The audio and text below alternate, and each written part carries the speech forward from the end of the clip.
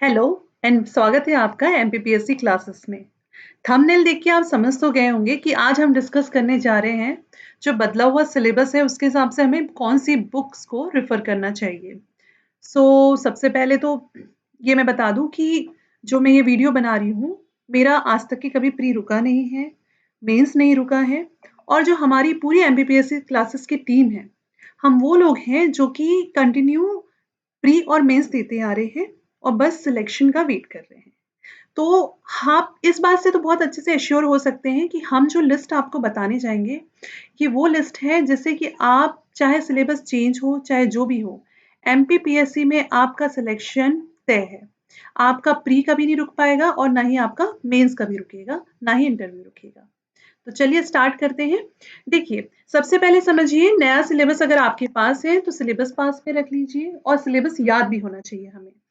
तो जो unit number 2 है जिसमें कि मध्य प्रदेश का इतिहास, संस्कृति, साहित्य है और उसके बाद में यूनिट 4 जो है उसमें एमपी का ज्योग्राफी है और यूनिट 5 में जो है एमपी का पॉलिटी है, यूनिट 6 में एमपी का इकोनॉमी है और यूनिट नंबर 10 में जो है एमपी की जनजातियां हैं जो कि नई यूनिट जोड़ी गई है।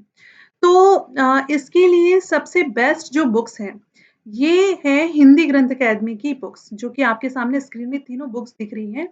इन बुक्स को आपको रेफर करना है। अब दिक्कत ये आती है कि ये बुक्स क्या है काफ़ी लंबी चौड़ी, इनमें काफ़ी डिस्क्रिप्टिव है, तो आपको दिक्कत हो सकती है। तो इसी को हमने ध्यान में रखते हुए एमसीक्यू सीरीज़ बनाई है। जो हम अभी एमसीक्यू सीरीज़ चला रहे हैं, जो हम यूनिट वाइज़ शुरू किए जिसमें से अभी हमने यूनिट नंबर 10 से स्टार्ट किया है। तो यूनिट नंबर 10 का स्टार्ट करने के पीछे मेन रीज़न यही था कि हम जो है इन्हीं बुक्स में से क्वेश्चंस निकाल के उसको एमसीक्यू फॉर्मेट में आपको प्रोवाइड करा रहे हैं। और आप जो है इन बुक्स को रेफर कर सकते हैं। आप देखेंगे कि जैसे जो अभी लास्ट पीएससी में जो भी क्वेश्चंस आ रहे हैं एमपी से, वो इन्हीं किताबों से एज इट इज उठ रहे हैं, चाहे वो एमपी की हिस्ट्री हो, चाहे वो एमपी की हिस्ट्री हो, आर्ट एंड कल्चर हो या ज्योग्राफी हो या कोई भी जो मिसलेनियस कंटेंट हो। जैसे कि छिपा शिल्प उठा था वो इस बुक से उठा है, अतीत और आज से।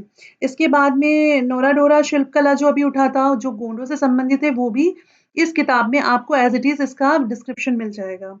फिर जो ट्राइब्स के क्वेश्चन आज तक के जितने भी आए हैं और जो हमने सीरीज़ भी तैयार की है, वो इन्हीं किताबों से निकाल के की है। एमपी पीएससी में जो भी ट्राइब्स के क्वेश्चन आते हैं इन्हीं किताबों से उठते हैं। एमपी में जैसे कि एक क्वेश्चन अभी इस बार पूछा था कि एमपी में कौन से प्रकार के वन नहीं पाए जाते, उसमें था एल्पाइन फॉरेस्ट। तो देखिए लेकिन एल्पाइन फॉरेस्ट जो है वो क्वेश्चन थोड़ा-सा वो था, डाउट में था। तो एल्पाइन फॉरेस्ट इस किताब में लिखा हुआ है कि पचमढ़ी के ऊँचे स्थानों पे पाए जाते हैं क्योंकि वहाँ पे ऊँची जगह है, वहाँ पे एल्पाइन तरह की वनस्पति पाई जाती है। ये इस किताब में मेंशन किया हुआ है, आप चाहे तो इस किताब में पढ़ सकते हैं। कमल शर्मा की आती है और ज्ञान संपदा तो ख़ैर पता ही होगी आपको, जिसमें कि आपको काफ़ी सारा फैक्चुअल नॉलेज मिल जाएगा।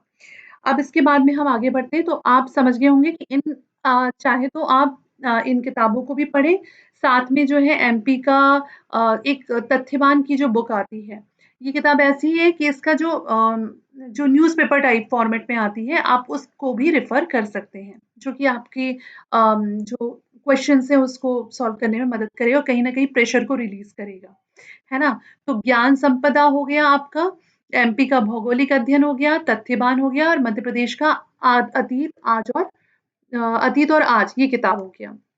इसके बाद में जो है unit number 1 that is Indian history, Indian history हो गया। इसके बाद में आपका यूनिट नंबर 3 जो कि है इंडियन ज्योग्राफी, यूनिट नंबर 5 हो जाएगा Indian polity and unit number 5 हो जाएगा Indian polity and unit number 6 हो जाएगा इंडियन आपका इकोनॉमी, ठीक है। अब इसके लिए क्या करना है? इसके लिए कुछ नहीं करना है, सबसे पहले तो हमको ल्यूसेंट पढ़ना है, ठीक है? सबसे पहले हमको क्या पढ़ना है? ल्यूसेंट पढ़ना है। ल्यूसेंट के बाहर क्वेश्चंस नहीं जाते हैं, ठीक है? चाहे कोई कुछ भी बोले, आप अगर ल्यूसेंट का रिवीजन 3 बार कर लेते हैं, तो आपका एक भी क्वेश्चन इन यूनिट से हिस्ट्री, ज्योग्राफी, पॉलिटी, इकोनॉमी का बाहर नहीं जाएगा। इसके साथ में आपको लगानी है घटना चक्र। घटना चक्र इसलिए लगानी है क्योंकि उसमें जैसे एक क्वेश्चन दिया है, एक क्वेश्चन के 4 ऑप्शन दिए हैं, तो उन चारों के बारे में डिस्क्रिप्शन दिया रहता है। तो वो कहीं न कहीं आपके पास में 4 ऑब्जेक्टिव की 4 इन्फॉर्मेशन कलेक्ट हो जाती है। ये एक अच्छा तरीका होता है और क्विक रिवीजन के लिए बेस्ट है। घटना चक्र एक जैसे आपने उठाई हिस्ट्री की, उसको 2 बार लगा लीजिए। आपने 2 बार लगाया, आप समझ लीजिए कि आपका जो है रिवीज़न वहीं के वहीं हो गया। इसके साथ ही में आप जो है दृष्टि की क्विक बुक आती है, ये आप मॉडर्न हिस्ट्री के लिए रेफ़र कर सकते हैं। हिंदी, इंग्लिश दोनों मीडियम के लिए बात मैं कह रही हूँ। मॉडर्न हिस्ट्री के लिए जो है आपको दृष्टि की क्विक बुक रेफ़र करनी है। ये हिंदी मीडियम में भी अवेलेबल है, इंग्लिश मीडियम में भी अवेलेबल है। मैं इंग्लिश मीडियम की हूँ, मैंने तो इसी बुक से पढ़ा हुआ है। अगर आपको इंडियन मॉडर्न हिस्ट्री पढ़नी है तो आप क्विक बुक को रेफ़र करिए। और जो घटना चक्र है वो भी हिंदी, इंग्लिश दोनों मीडियम के लिए आती है। तो कोई दिक्कत की बात नहीं, ल्यूसेंट तो आती है हिंदी, इंग्लिश। बट मुझे ऐसा लगता है कि जो हिंदी की ल्यूसेंट है उसमें ज़्यादा डिस्क्रिप्टिव है। तो देखिए 4th एंड इंग्लिश मीडियम वालों को 5th एंड 6th पेपर तो हिंदी करना ही पड़ता है। तो हिंदी की ल्यूसेंट पढ़ने में कोई दिक्कत वैसे नहीं आती है। इसके बाद हम आ जाते हैं यूनिट नंबर 7 जो कि हमारा साइंस वाला पोर्शन है। इसके लिए हमको कुछ नहीं करना है।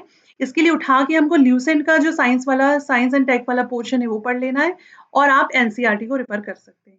ठीक है? साथ में इसकी घटना चक्र आती है। एक आती है साइंस की घटना चक्र, एक आती है आपकी एनवायरनमेंट वाली घटना चक्र। ये दोनों घटना चक्र हिंदी, इंग्लिश दोनों में अवेलेबल है। आप इसको ज़रूर लगाइए। एनवायरनमेंट वाली घटना चक्र तो मैं कहूँगी स्पेशली लगाइए, ये आपके नंबर को बूस्ट करेगा। ठीक है? और साइंस वाली घटना चक्र भी जो टॉपिक्स हैं, उनको देख के लगा लीजिए, छाँट-छाँट के, ठीक है? और ल्यूसेंट हमको पढ़ना ही पढ़ना है।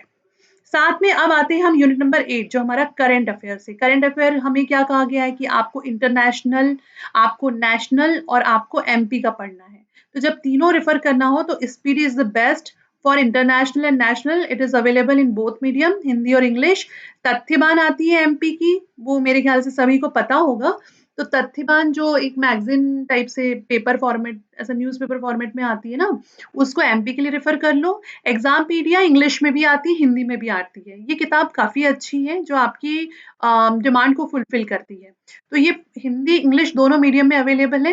एग्ज़ामपीडिया आप रेफ़र कर सकते हो, तथ्यवान रेफ़र कर सकते हो, स्पीडी रेफ़र कर सकते हो यूनिट नंबर 8 के लिए।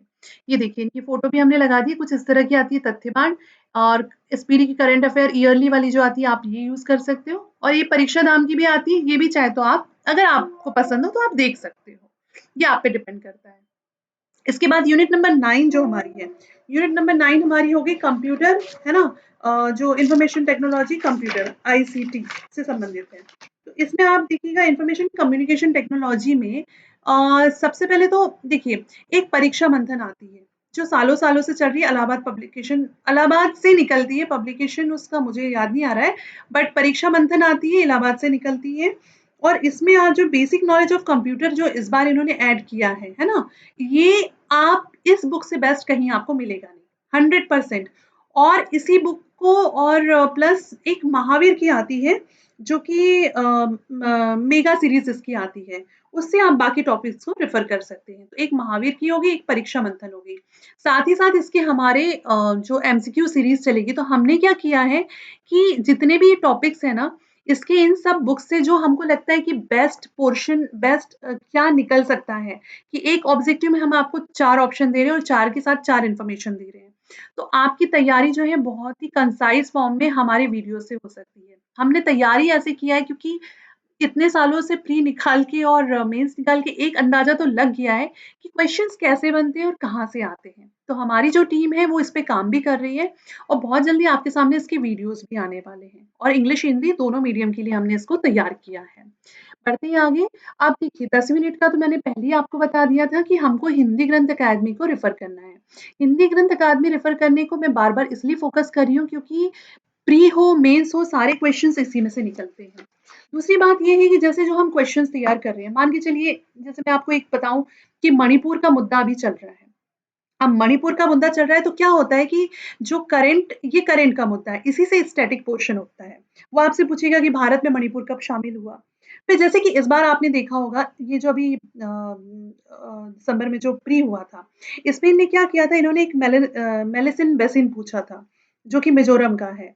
क्यों पूछा? क्योंकि मिज़ोरम में हाल ही में इलेक्शन से रिलेटेड काम चल रहा था।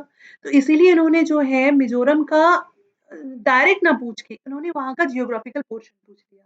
तो ये चीज़ें भी हम आपको बताएँगे कि इसको पढ़ना कैसे और किया कैसे जाता है। तो अगर आप ल्यूसेंट पढ़ रहे हो, आप स्पीडी पढ़ रहे हो, है ना? तो इसमें से जो चीज़ आप पढ़ रहे हो, जो करंट में चीज़ें चल रही हैं, उससे ज्योग्राफी और पॉलिटी, इकोनॉमी और आपका हिस्ट्री कैसे रिलेट करके पढ़ना है, एमपी का कोई करंट चल रहा है, उससे आपको स्टैटिक पोर्शन को कैसे पढ़ना है, ये सारी चीज़ें हम आपको बताएँगे नेक्स्ट वीडियो में और प्लस हमारे ऑब्जेक्टिव सीरीज़ में भी हम साथ में इन्फॉर्मेशन देते चलते हैं। ठीक है? तो आप सार तो समझ गए होंगे कि आपको जो किताबें बताई गई हैं, उसके साथ में ये जो ल्यूसेंट है, it is like a Bible, okay? तो ये आपको पढ़ना ही पढ़ना है, ल्यूसेंट के बाहर आपका कोई भी स्टैटिक पोर्शन नहीं जाएगा, जितने भी आपके बेसिक सब्जेक्ट हैं ना, ये ल्यूसेंट से कवर होते हैं, ठीक है?